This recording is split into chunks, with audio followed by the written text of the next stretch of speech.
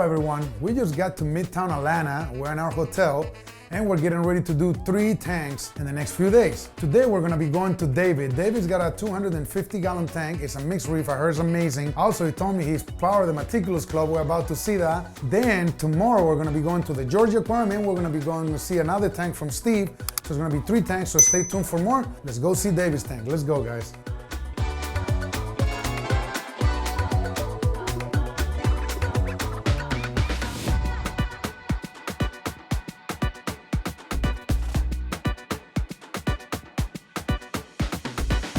Hi, we're here with David. What's up, buddy? Not much, how are you? Thank you for having us over, man. Appreciate it. Absolutely. I came in, we had some dinner, we talked about the tank, but I haven't asked too many questions like regarding size and what you do for the tank. So let's just start with how big is this tank? It's 240. 240? 8 feet long? Mm-hmm. What's the dimension? 8 by... 8 by 2 by 2, yeah. And then Planet Aquarium makes this tank? Yes. Okay, and how long has this tank been running? About 3 years and 4 months. 3 years and 4 months. Uh-huh. And how long you been in the hobby? Well, I had a similar tank. I lived in Augusta before this and had a similar size tank for about 3.5 years, and it we didn't have a good backup electrical system for it. And it didn't make it when we went away for vacation. So that was about the circulation pump. It didn't come back on when the electricity went out. Everything else came on, including the lights, and it just overheated the tank. It just cooked everything. Yeah, that was about 18 years ago, and so we had that for about 3.5 years, and then I didn't have one again until we moved to Atlanta, and as soon as we moved to Atlanta, I bought this tank. It looks beautiful, man. You guys did a great job with this tank. Obviously, it's a full mixed reef. You have a lot of aquaporas here. You got softies, you got LPS, you got a little bit of everything here. So let's just start from the very top. Can I see what you're using for lighting? Sure. We got radions. Okay, man, these are clean, buddy. So what are these, Gen 6? Gen 6 Pros? Ooh, I'm not sure. 5? These are Gen 5s? Gen 5s. Beautiful. And these lids, they came with the tank? Yes. It's like old school lids. I like them. They work perfect. How do you keep them so clean? I gotta ask. I had it once a week or every other week. I just wipe them all down. I can tell by seeing everything. I'm gonna put you in the Meticulous Club. For sure. Everything looks nice and clean. Yeah, my wife accuses me of that all the time. You have to, man. Like one of the things is in our store, when you walk into a store, I make it a point that it doesn't smell like a fish store. A lot of women, if they want to have a fish tank at home, they don't want it to smell like an ocean or like a dirty just protein skimmer or whatever it may be, you know? Right. So how long you been running these lights? The whole time. I've had those 4 lights the whole 3.5 years or so that I've had the aquariums. I haven't changed anything at all, actually. So you've been having good luck with them. You like them? Yes, I do. Okay. I see you got an MP60 here, an MP40 over there, and I thought I saw you had a first, but as I'm standing here, I see a couple things hiding here. 2 of them, 2 MP40s? They're 440s. 440s. So there's one back here under this Okay, arch. I didn't see that one. And originally they wanted to have another 60 over here, but I don't like it hanging off the side. I don't even like it over there because it protrudes. I even think with the 440s in the back, once they shoot like down a tank that size, should be fine. With the 60 pushing that way? Yeah, there's a lot of flow, and I've actually got it cut. It's scaled way back. I mean, there could be a lot more flow in the tank just using the equipment that's in there. I mean, it's plenty. You got 4 MP40s and an MP60. All right, so let's talk a little bit about your corals, man, because there's a lot of corals to cover here. So what's your favorite corals? Is everything? Yeah, I like having a lot of variety, and everything started off as small little frags. I didn't have any big corals at all, and I just planted stuff everywhere just to see what would happen, and most things made it, some of them didn't, but so I ended up with just kind of a wide variety, hodgepodge of corals. So this is a true aquaculture tank. Yes. But you know what? We were having dinner, we're having a little conversation talking about aquaculture corals. They're bulletproof. There's a reason why this coral's been around in the aquarium industry and the hobby for so long. I mean, if you look at this grafted cap, I produced that grafted cap in the year 2008. Matter of fact, that was a coral that we got from SeaWorld. And one night I'm walking around and we left something in the store, went back into the store, and I happened to see one of the blue lights was still on, and I saw a single green dot into this Montipore, and from there we just worked it. And now for me to see that coral in your house, 2024, what are we talking about, 16 years later? But man, these corals look phenomenal. I mean, look at this encrustangoni right here. And something really silly that a lot of people don't appreciate is just corals that they're aggressive and people that are too common or they don't have a lot of color. Like this Galaxia, you have another one here. I love them.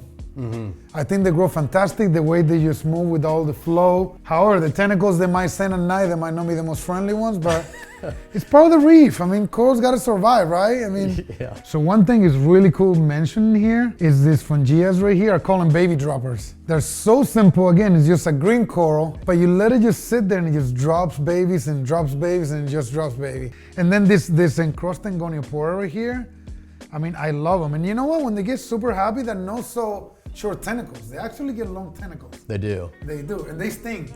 And then you see the Setosa right here fighting with the Jedi Mind Trick Monty back there. I mean, I love coral warfare.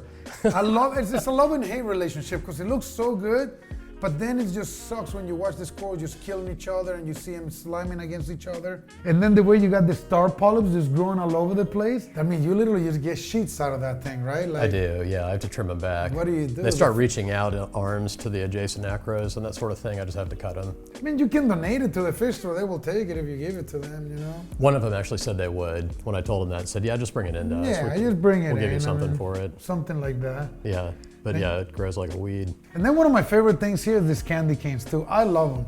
They're so simple. I mean, it's not the neon one. This one specific one is like a green with a little bit of yellow center. I love it. It's such a common coral and a lot of people don't appreciate it. I think it's just one of the most beautiful corals out there.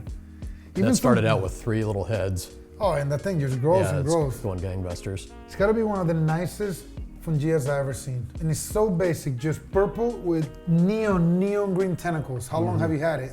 About 4 months. Incredible. Yeah. I just noticed it. I'm talking, I'm like, whoa, what's that? Sometimes you see too many corals and you don't catch what's right in front of you, you know? That's my friend's favorite coral in the whole tank, is that one, that Looks fungia. amazing. Yeah, it's really neat. It looks amazing. Yeah, the green pops out at you because of the base color of the purple. Yeah, and the contrast is incredible. So you got a 6-line wrasse here. They're so affordable, so pretty. They're great to keep parasites, but then they can be pretty a-holes to everyone. You got to put them almost last, right? He was one of the first ones. I think he might be one of the first fish that I had, and he hasn't caused a problem with anything. He's been phenomenal. Then you got some Anthias, you got a pair of clowns back there. We've got 4 clowns in here. All right, let's talk a little bit about your water maintenance. Do you do water changes? Yes. How often? Probably once a month in mass. I'll do 40-gallon, 50-gallon water change about once a month. And then I've got an auto water change system set up that changes about 3 gallons per night. Okay, interesting. So you're like the third person that I've seen in the past year or so that does water changes every night. But those people that usually don't do a bigger water change. So that's pretty cool. So once a month you do about 40 gallons or so. And then you do 3 gallons every single night. Okay, interesting. And what salt do you use? Reef Crystals? crystals. Okay, great salt. Your nitrates and phosphates, where do you keep that? I haven't measured those in a while. They're really low. Okay. I mean, they're essentially not in the tank. Okay, and your calcium and alkalinity? 450, alkalinity is usually around 10, 10.5. Filtration is not down here, but it's in the back. Correct. Anything down here worth talking about? Well, just organization. You talked about my cleanliness up there. Sure, let's look. So, oh man. it's I've got everything ready. Like there isn't anything that I need that isn't readily available. Okay, some of you guys know who you are. I put you in the Meticulous Club. I hope you guys are taking notes right now on how to keep this organized. Super, super clean. I see you got a Ecotech battery backup right there. There's another one over here too. They're so good, man. Yeah. I mean, I recommend everyone, if you're watching at home, it just can save you so many troubles. A lot of times, you don't know, someone can be driving a mile down the road and they hit an electrical pole and just takes down the whole grid, and you happen to be on vacation, you happen to be out overnight, you left at 7 in the morning, you don't make it back till 10 o'clock at night, you show up to a dead tank. Something that simple can save you so much money, you know? For sure. And these do kick in from time to time. I mean, they've been utilized. Just to test them out? No. I mean, there have been power outages, and I come in here and they're reliably keeping the pumps flowing. So it's been totally worth it. Especially after that story you told me about how you cooked that old tank based on a return pump. And that was one of the first things that Steve and I talked about too, was this is what happened. I don't want that to ever happen again. So we've got backup systems for that reason. It's cool. I actually bought a generator. I've got a gas-powered generator outside too for the louse. You have to. Yeah. Don't get caught with not knowing what to do when that time comes, because I promise you, it will come. We don't know when, but something will go wrong. Something will break in your tank, power will go out, the heater, the chiller, something will stick.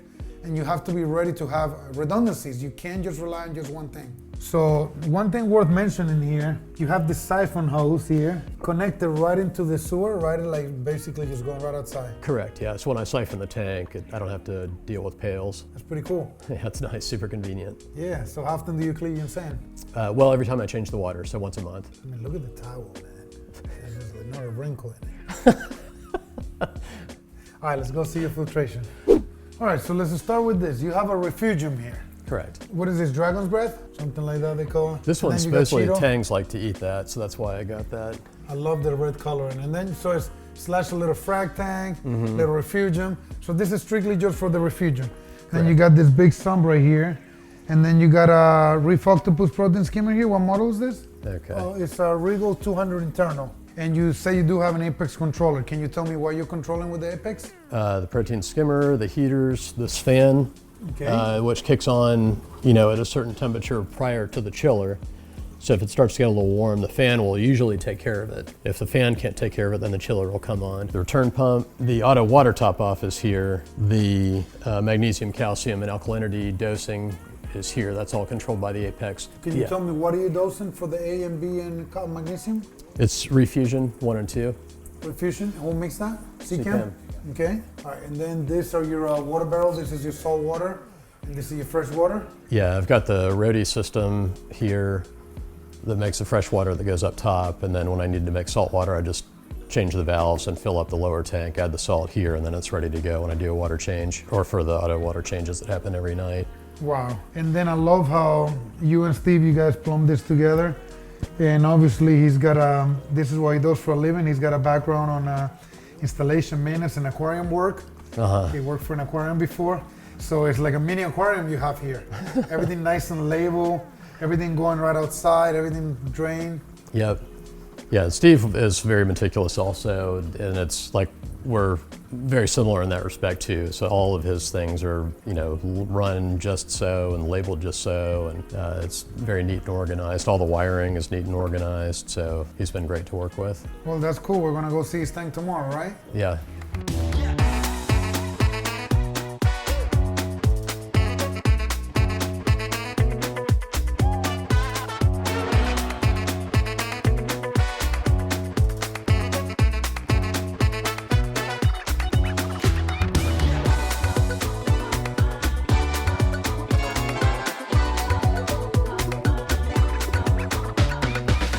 Well, Dave, thank you for having us over, man. I appreciate it. Your tank looks fantastic. Thank you so man. much. I appreciate you visiting. No problem. I hope you guys enjoyed this episode. Don't forget to subscribe to our channel. Give us a like, post some comments below. We'll see you guys soon.